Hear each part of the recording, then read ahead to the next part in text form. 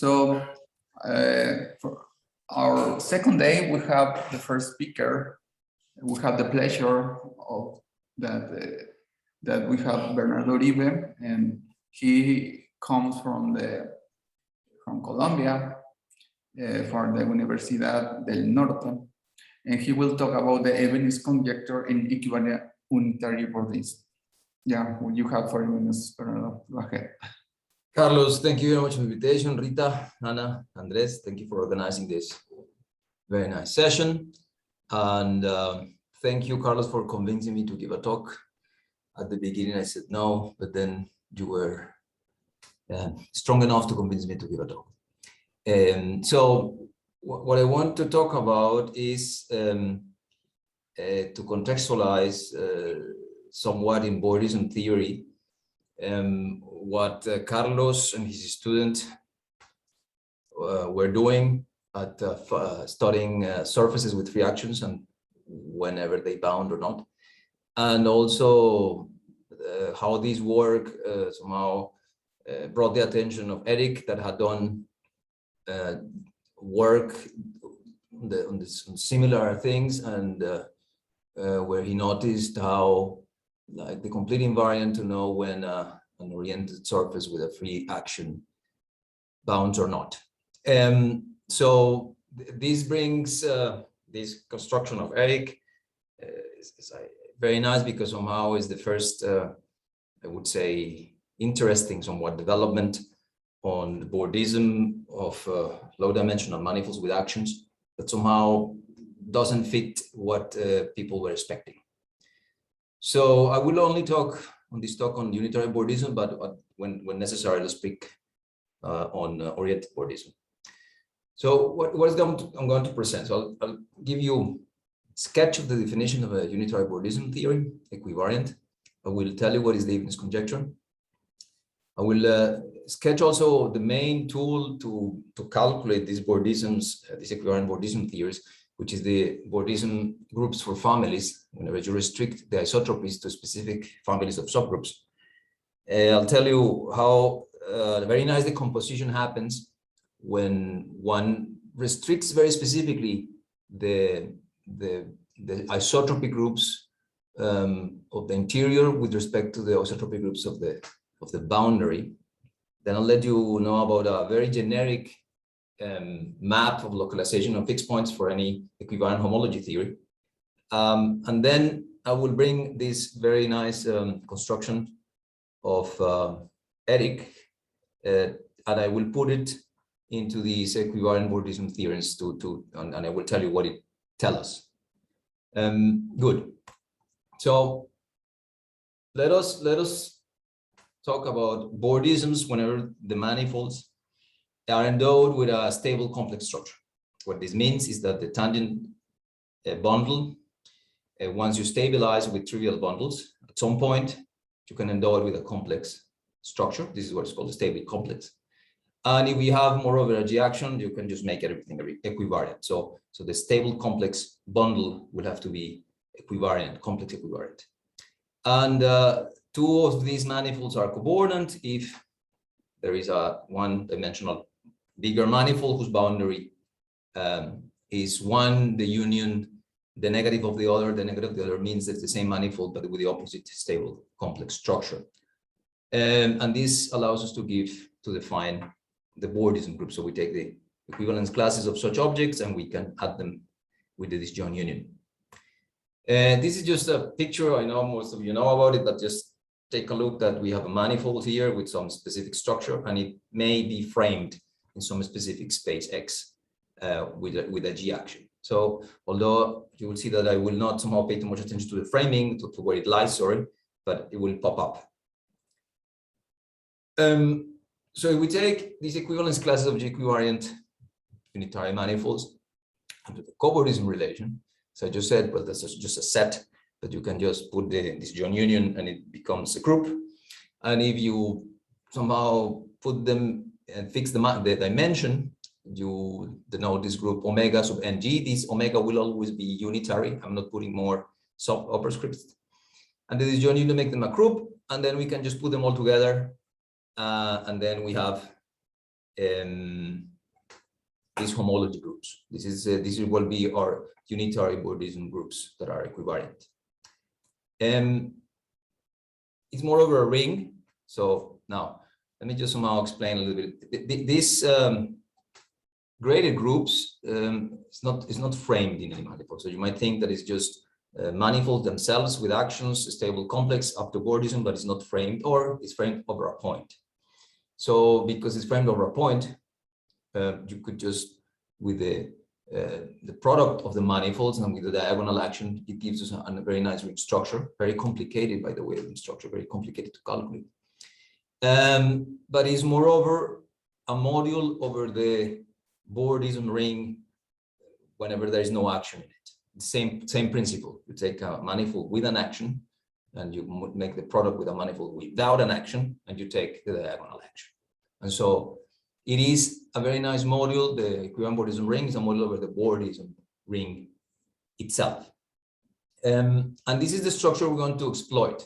Not so much that is a ring, very complicated, but that is a module over the Bordism ring, that the equivariant Bordism ring, but let's just think it's just a module over the equivalent Bordism ring. There is a homotopical construction, and we can construct this Thom spectrum, which is we might take simply this the classifying space of unitary actions of rank n. We take the associated complex bundle to it, and we can do the Thom-Pontrjagin construction to this space, which is what is it here. You just take the disk bundle and divide by the sphere bundle, or do the Thom construction, and the homotopy or the stable homotopy groups of these objects. This is shown by Thom-Pontrjagin that these homotopy groups, the stable homotopy groups, is precisely the same as these unitary Bordism groups that were defined geometrically. So here you have the geometric version is this omega, and this homotopic version using a spectrum is this mu. In this case, beautiful theorem that allowed to calculate all these Bordism groups is that the geometrical is isomorphic to the homotopical, and once you have a spectrum, you have a lot of machinery to compute. And this is what allowed Milnor and Novikov to present explicit calculations and explicit generators of this Bordism ring. So the Bordism ring, unitary Bordism ring, is a free algebra generated in even dimensional manifolds, one for each dimension. So the specific representatives are not somehow so simple to explain here, but are constructible. If you tensor with the rationals, then you might take just simply the projective spaces as the generators of this algebra, tensor with the complex, with the rationals. So if you see, this is a very nice algebra, and the equivariant Bordism ring will be a module over this very nice algebra. That is, you see, concentrated in even degrees. Very important. It's concentrated in even degrees. Everything ought bounds.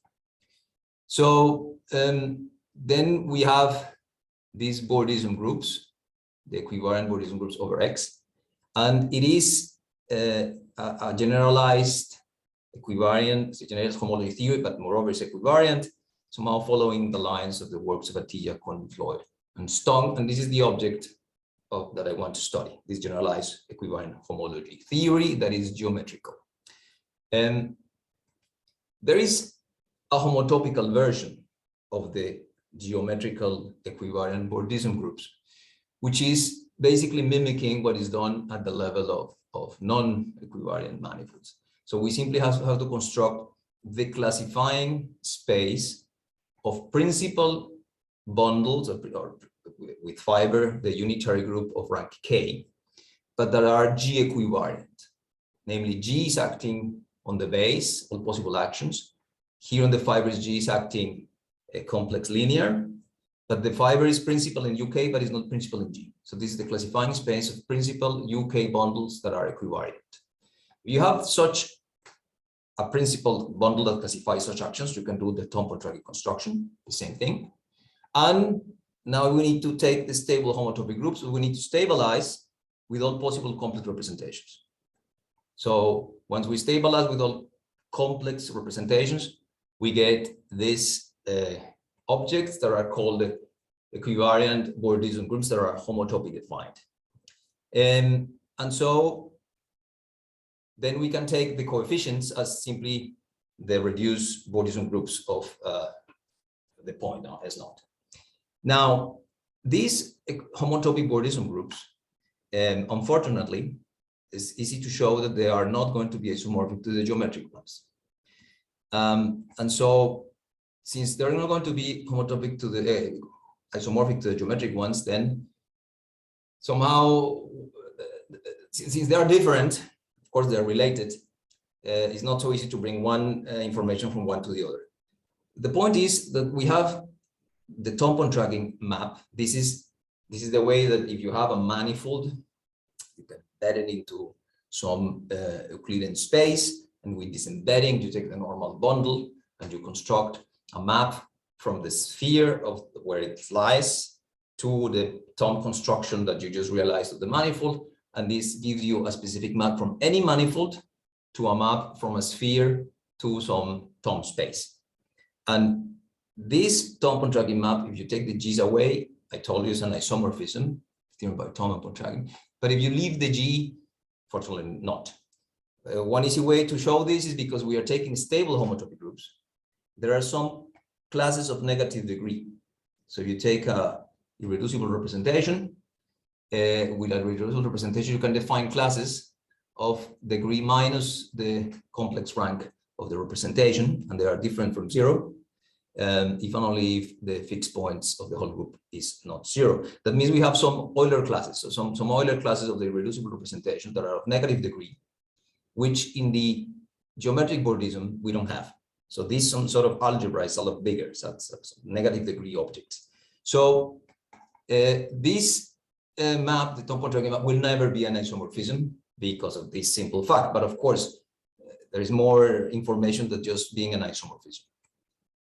Now, this theory, so as any homology theory, we want to know is what are the coefficients. So what is on a point? In K-equivariant K-theories, representations, in standard homology, just the integers. And so, because of specific calculations carried out by Landweber, Stone, Osa, unfortunately, Professor Landweber cannot be with us at this time, but he was the first, perhaps, to calculate the unitary Bordism groups of cyclic groups, and he noticed really quick that all the odd dimensional classes bound, but moreover that it was a free module over the Bordism ring.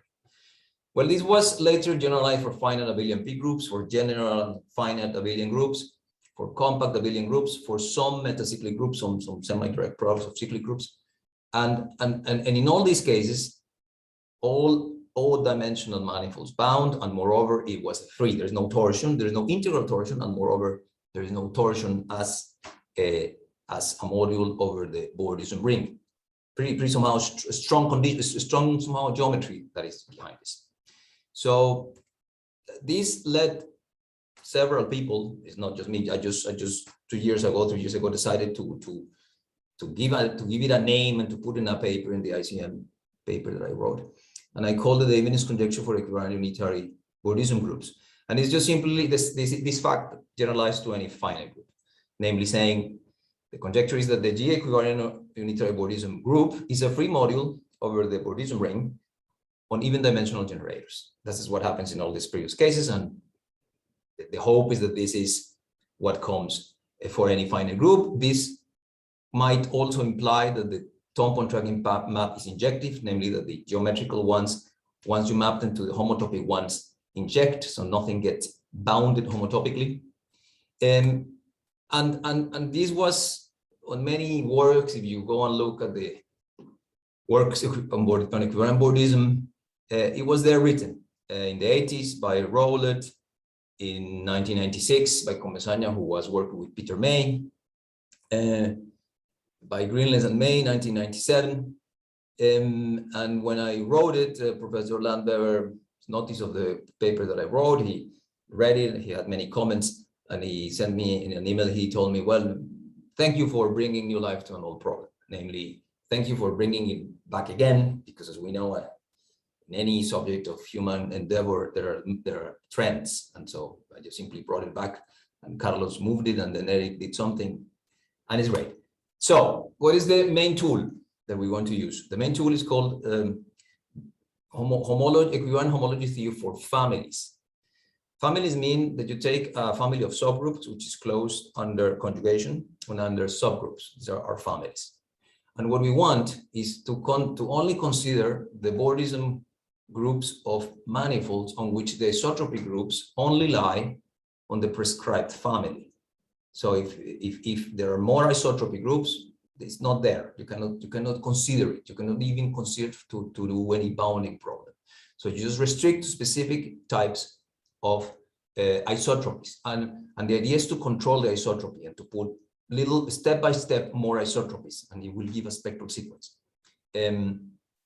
So what is the relative somehow construction? If you have two pairs of families, one included in the other, one can take manifolds with boundary on which the interior has isotropy groups in the bigger family, but on the boundary you have less isotropy groups, which is usually the case. Usually the case is that in the interior, the isotropy groups are bigger than in the boundary. But we want to control it. We want to say which ones isotropy groups are in the interior, which ones are on the boundary, and this gives a relative homology theory, you might think, because you have manifolds with boundary. The nice thing is that this is the easiest example of a long exact sequence in homology, because if you have less isotropy groups, which is in F prime, and you take a manifold and put it with more isotropy groups, it's just simply the inclusion. If you take a manifold with some isotropy groups that doesn't have boundary, of course, will be included in the manifolds with a specific boundary. And the attaching map is the boundary map itself. You have an n+1 dimensional manifold whose interior had some isotropy groups, but on the boundary, the isotropy groups is F prime. If you take the boundary, you end up with a manifold with these isotropy groups. So this is the easiest example of a long exact sequence, and this is also one of the main tools to calculate. You can imagine that you can extrapolate this to a spectral sequence by not just having two families, but any amount of families. What is important is that if the family has only the trivial group, then you're saying, I only want manifolds with an action whose isotropy group is only the identity. So these are manifolds with free actions. So the Bordism groups with the family of the trivial group is exactly the same as the Bordisms of BG. And now we are having Bordisms of our classifying space. What is important to notice is that we want to take this G on top and we want to send it down to space, because then we can apply Bordisms without upper script, simply Bordisms of a space. Now, when the families are adjacent, which means that there is only one extra isotropy group in the interior that is not in the boundary, namely the boundary has some isotropy groups, but the interior has one isotropy group extra, which they call it A. A is allowed in the interior, but A is not allowed in the boundary. If you want to know what is the relative term, one can show very nicely that is a Bordism, some sort. Q here means that is of free types of actions, but of a disjoint union of certain classifying spaces of principal bundles. I'm not going to spend too much time on what these things are, but the idea is very simple. You take any manifold with boundary of this type, and you restrict the manifold to the fixed point set of A. This is a submanifold. You take the normal bundle, and the normal bundle of this fixed point set will be cobordant with the original one. And what you do is you classify the normal bundle. But now you have to take into account that you have the quotient group Q acting, and that whatever is this bundle may be twisted. That's easy to see why you might be twisted, because the representations might be twisted. So this is some sort of classifying space with principal UN fibers on which this Q group acts, but is twisted by certain cocycles that one calculate exactly what it is. So the point is, I get rid of the G because the Q here acting free, but then I have a bunch of classifying spaces, not only of the subgroups or of the quotient groups, but also of certain classifying spaces. these Bordism groups of classifying spaces are not that easy to calculate. Just to give you an example of a complicated somehow of this object. So we have here a Riemann surface with boundary. It is being acted by the symmetry group of three letters, degree 6. The generators are A and B. A cubed B squared equals 1. A cubed A rotates, B rotates 120, B rotates as a reflection. Well, it's a rotation of 120 degrees. And what I'm trying to do here is I'm trying to localize in the difference of these two families that you might see F1 and F0 differs by B. So if I take this surface and I just imagine it as an object of the second Bordism groups equivariant with respect to these adjacent pair of families, what I will do is I localize the action on the fixed point set of B. Where is B? B here. And I take the normal bundle and I classify that bundle. And by doing so, I end up with an element of the Bordisms of BU1. And of course, Bordisms of BU1 is something that I'm supposed to know, what I'm supposed to calculate. So I made the problem simpler in some sense.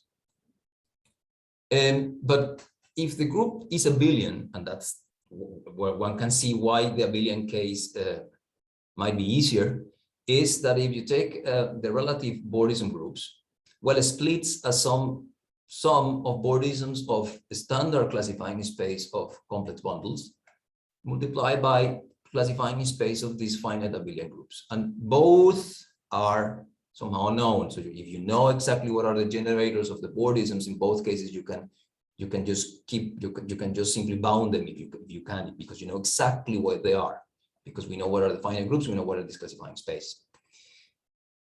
There are many cases which are interesting. One is when you take the family of all subgroups and you take all minus 1, namely you allow everything in the interior, but in the boundary, you don't allow fixed points of the whole group. And in this case, it's just simply Bordisms of classifying spaces. There's not even subgroups here. It's quite nice. This is the nicest case, because then you can just simply get Bordisms of classifying spaces. Take the simple group, ZP, and then one can see that we get the long exact sequence, all groups, this is the Bordism groups, just the trivial group, which is just the BZP, and then you see that the whole exact sequence just becomes this 4-term sequence, but which is the equivariant Bordism groups. The non-equivariant ones somehow embed there by just simply crossing with ZP. You take the normal bundles of the fixed point set, and then you go to the classifying space of BC in negative degrees. Since all of them bound, then we can see easily what is this, which is basically the rank is the plus of these two things. Now, whenever you take a compact Lie group that is abelian, connected, Tom Dieck showed that the map on which you restrict to the fixed point set actions of the whole group is nicely injective. And therefore, in this case, one can get the Bordism groups just by looking at the fixed point sets of the whole action and its normal bundle. So in this case, it's quite nice and quite beautiful, because you just simply localize at the fixed point sets. And the Thom-Pontrjagin map is injective. Now, when the group is not abelian, then when one wants to localize, we need to localize at basically all possible subgroups. So the idea is to take a G manifold, you restrict it as a K manifold, will K is a subgroup, and there you simply take the fixed point sets of K and see the normal bundle. And this is the map from the Bordism to the family of Bordisms. If you do this for all conjugacy classes, we get a very nice map. Basically, you're splitting the manifold into all possible fixed point sets and all possible normals. And the beautiful thing is that whenever you tensor this map with the rationals, it becomes an isomorphism.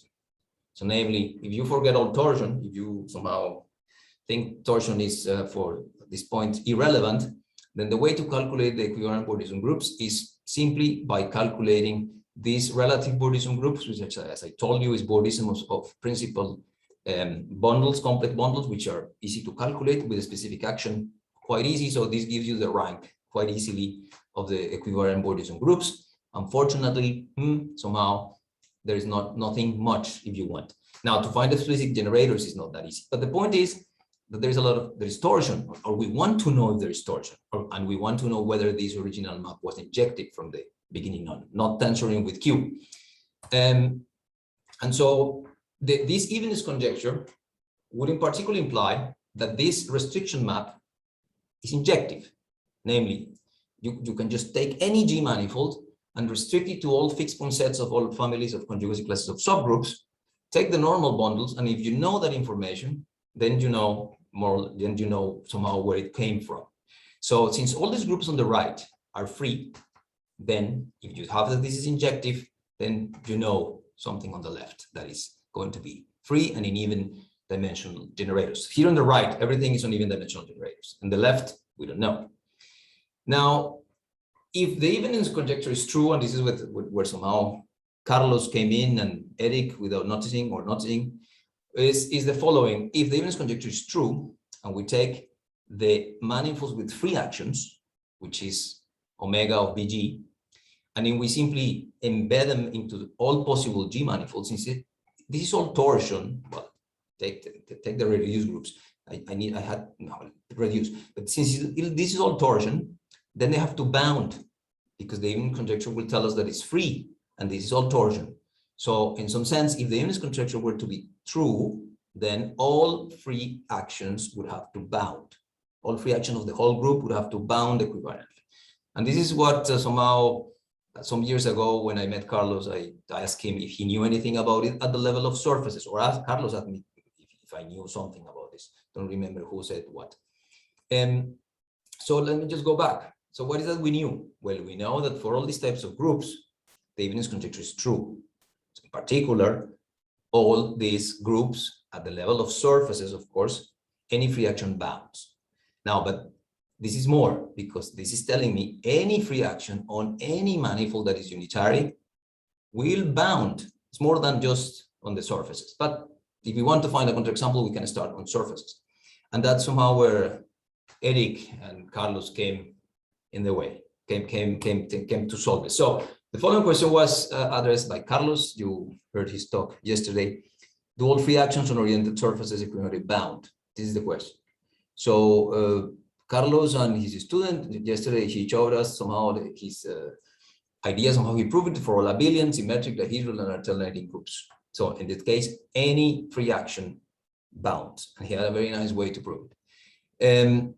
Carlos, if I recall well, the story he published is on the archives, then Eric read it, and Eric knew that the answer was no in general, because of the things he had done. And Eric had a very nice proof to show that there is an obstruction for the for bounding a free action on a surface, which is given by the class that he has on H2 and whether this class lies on the Bogomolov multiplier or not. So namely, whether this class is a toral class or is not a toral class. So what the theorem of Eric is, and I suppose he'll explain it later in a different, perhaps in a different disguise, but it somehow can be written this way, is that this following sequence that I put there is exact. Let me explain what is this following sequence. Here we have on the middle term the Bordism of free actions on oriented manifold. This is not unitary, but this is just oriented manifolds with a free action, and this is the Bordism group. Because of dimensions and because of the Bordism at this level, this is the same as the second homology. Okay, so it's the second homology, is the same as Bordisms. What we have here on the left is all three-dimensional manifolds with boundary, with an action, any action in the interior, but on the boundary has to be free. This is the meaning of this object here. One is telling me any action on the interior, free on the boundary. If you take the boundary, will give us a free action of a surface. And so this map that is here, what Eric calculated is that the co-kernel is precisely the Bogomolov multiplier. Namely, these are all the classes that you can obtain from the boundary of three-dimensional manifold will be toral. There are some conditions here, of course, on what type of group is this, and there are things to prove still. I believe it's very general, this theorem. So, but for the time being, let's suppose here that this group is of odd order. So this is completely safe to say. And so what is the Bogomolov multiplier? I'm not going to talk now about algebraic geometry. I'm just simply going to say that this Bogomolov multiplier is isomorphic to the second homology when you mod out the classes that comes from tori. So what in the picture of what Carlos was saying yesterday, these Riemann surfaces that can somehow we changed such that at the end you end up a tori, namely two commuting elements of the group. But there are classes that don't come of this type. So whenever the Bogomolov multiplier is not zero, this map is not surjective. Then I saw this, and then I could see that how this fit somehow into this evenness conjecture, and with Carlos and Eric. So we developed this a little bit further by simply saying what does it imply in the evenness conjecture? What does it imply at the level 2, at dimension 2 for surfaces? So let us recall these homomorphisms that we had before, namely restrict all possible your surfaces with actions to fixed point sets and normal bundles. And we want to study this map, and we want to see what does it tells me. Now, because the thing on the right, as I told you before, is free, if anything that is torsion on this group has to vanish here. So what I'm going to consider is the torsion, because I believe there is torsion, because somehow Eric told us that there is some torsion. So I'll take only the torsion, namely these are equivariant manifolds that you put this joint union of them at some point, and then they bound. It turns out that it's the same as the kernel of the map, which is nice because of the previous theorem that you tensor with the rationals. And the point is that the torsion now, the torsion of the unitary Bordism equivariant of surfaces, then one can show that the order of this group is precisely the sum of the orders of the Bogomolov multipliers of all these Weyl groups, whenever you take the sum of the conjugacy classes of groups, and these groups are simply the Weyl groups, namely the normalizer divided by group K itself. Of course, if we construct the group with the smallest Bogomolov multiplier in size, then all these subgroups, all these Weyl groups will be of less order, and therefore the only thing that is left is the only one that we added. That is the case that we're somehow thinking when we construct a group of a small order that has Bogomolov multiplier non-trivial. So this is telling us that there is some torsion. There is some torsion on the equivariant unitary Bordism groups, which shouldn't be there if the evenness conjecture is true, but there's somehow that, well, a conjecture is not disproved because it was not proved. So that simply tells me that the conjecture is not correct in generality for the equivariant unitary Bordism groups, because this torsion is appearing.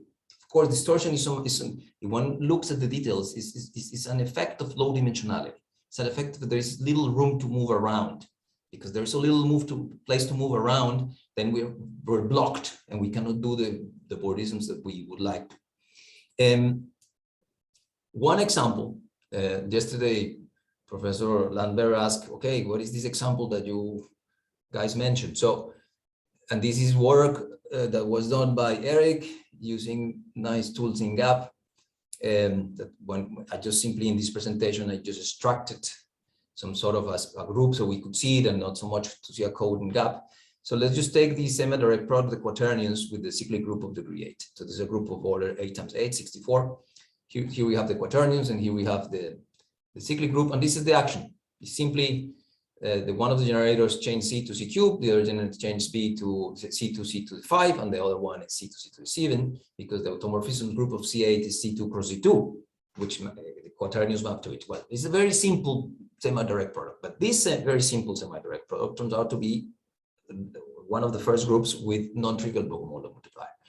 So the Bogomolov multiplier of this group turns out to be isomorphic to the homology, namely the only non-trivial second homology class is precisely not constructed out of toral classes.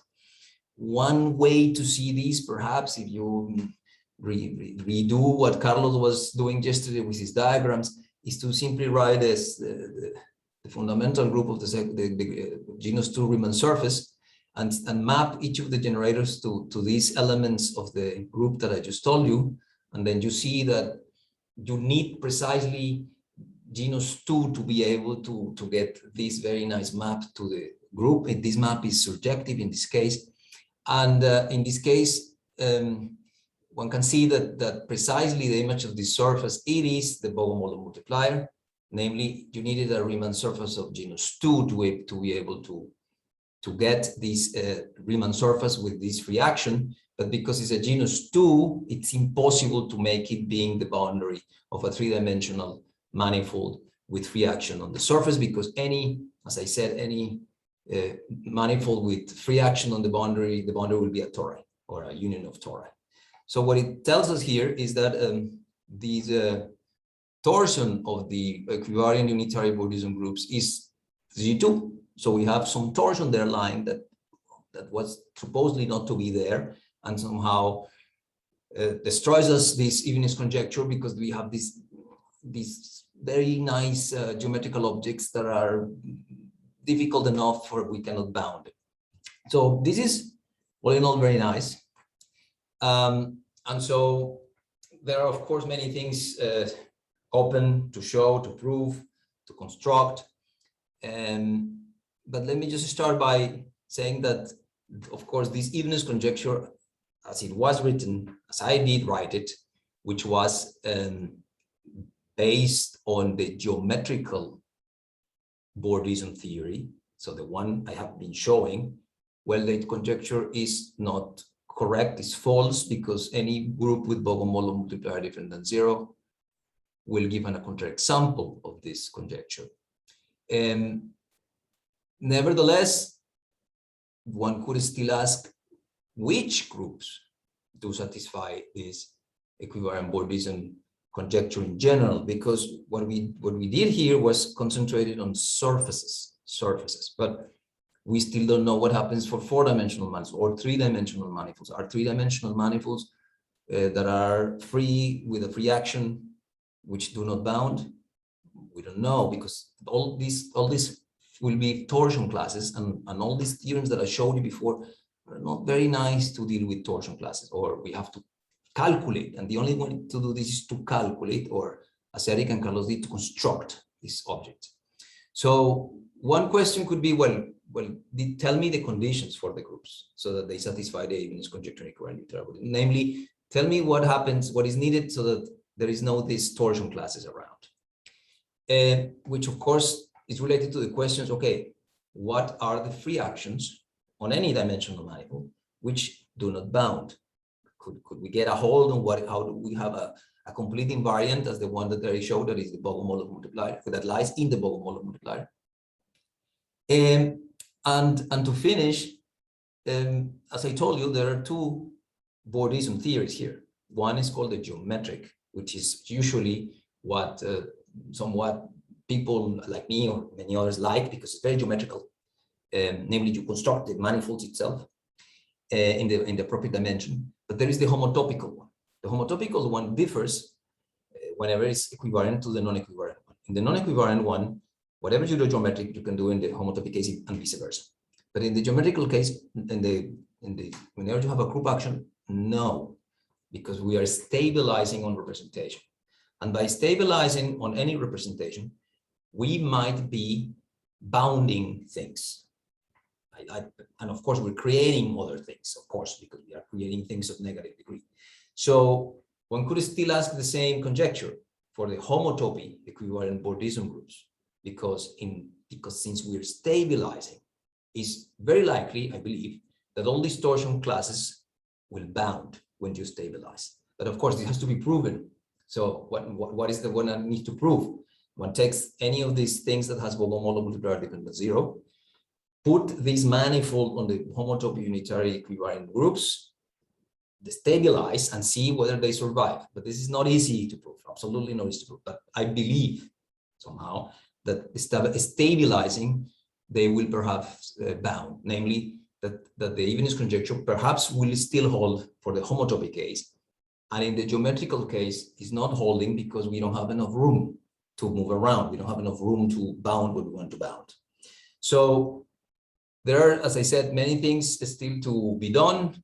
This, what I just put here, is results of work with Carlos and Eric that I must say, thanks to them, this thing somehow now, at least in my point of view, attracts some attention, because there are things to do which are not trivial mathematically, but that looks nice somehow. They are very nice to the eye, because one can somehow use group theory, manifold theory, homotopy theory, three-dimensional, whatever thing you want to use to tackle them, and they don't, well, even they are difficult, but perhaps today with what we know today, especially the young people, might say something new about it. So with this, I finish. Carlos, thank you very much. Thank you, Bernardo. So I think there are questions. No? If there are. I had this long exact sequence holds for compact Lie groups, yes? Yes. You were doing this one. compact. Yeah, you're right. It holds very general for compact Lie groups. Okay, and then yes, fine. Okay. Yeah, you're right. I put finite, but yes, you're right. This thing is still, if you see how it looks like, it will hold for families of groups in compact Lie groups. Yeah. Okay. In how no, but the families are families of finite groups or no. Families of subgroups. It says just the way to see this is that one could, instead of putting a family of subgroups, one could say that you take the homology of a specific classifying space of the family, and this is just the long exact sequence of a pair. Somehow, it's just that this is a nice way to see it geometrically, I believe. But of course, one can put EF prime, and these are spaces, and we just take the equivalent Bordism groups of this pair, and you get the long exact sequence. So of course, one needs a family of subgroups of the appropriate Lie group. I was wondering how big is this for compact Lie groups? How big are these families? The families cannot be as big as you want it to, because you see, if you don't put the family, it's all actions. But any family, the only thing you need is that they're close under conjugation and subgroups, nothing else. Yeah. So this is done by Tom Dieck in his book of, what is it called? Transformation groups and representation theory. Yeah, I was working with finite groups, and we have a similar sequences for different kind of Bordisms, but for compact Lie groups, I didn't know anything. Yeah, you just need to show that you have these spaces, yeah, and if they exist, which I believe they do. So one can construct them using some classifying space method. Can I say something? This will hold for any inclusion of families and for any homology, equivariant homology theory. So as it is, you're right. Yeah, Daniel knows more about it, and I believe the group might not need be finite, could be discrete. Right. And I believe the group might be anything. That's right. Yes. And the sequence is exactly as you said. It's just an exact sequence of the pairs. Right. It's very generic. It said that's what Daniel says. It's very generic. Is there any other question?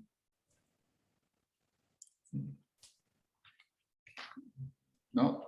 Well, I think there's no time. So, well, thank you very much, Bernardo. Yeah, to be here. And thanks for having me. And many thanks. So, well, I think the next speaker is Ruben.